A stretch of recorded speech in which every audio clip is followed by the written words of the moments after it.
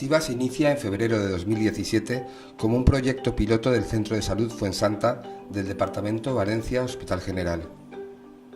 Este proyecto de envejecimiento activo se imparte por una paciente tutora y a él se suman un centenar de personas que participan en estas actividades físicas con el objetivo de mejorar su calidad de vida.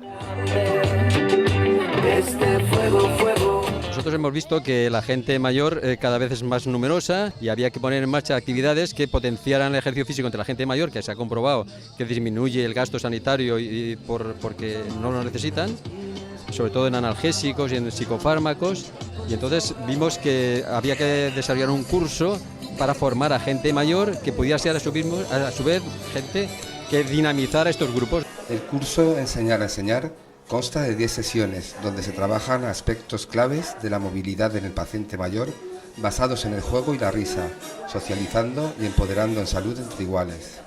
El proyecto Activa comenzó en febrero con el curso Enseñar a Enseñar, donde hemos formado a 32 pacientes tutores que están liderando grupos de gimnasia en 7 centros de salud dependientes del Departamento del Hospital General de Valencia, concretamente en la ciudad de Valencia. Actualmente en cada centro hay una media de 20 o 30 pacientes haciendo ejercicio físico en forma o de gimnasia dentro del centro de salud o bien en forma de paseo.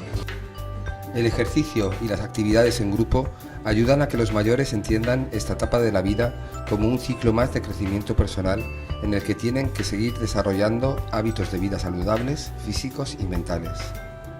En el Centro Médico de San Isidro nos han dejado una sala donde nosotros hacemos gimnasia para la gente que viene. Ponemos un CD, ponemos música y luego los jueves nos vamos una hora a andar. Y va muy bien el programa porque conoces a gente del barrio, hacemos actividades, muy bien porque nos movemos lo que antes estábamos en casa. 2 días a la semana hacemos la gimnasia y luego el día que vamos a andar pues una horita para arriba y para abajo y estamos más contentas, pienso yo. La participación en este tipo de iniciativas favorece tanto el reconocimiento de sus capacidades como la mejora de su autoestima y una mayor integración social.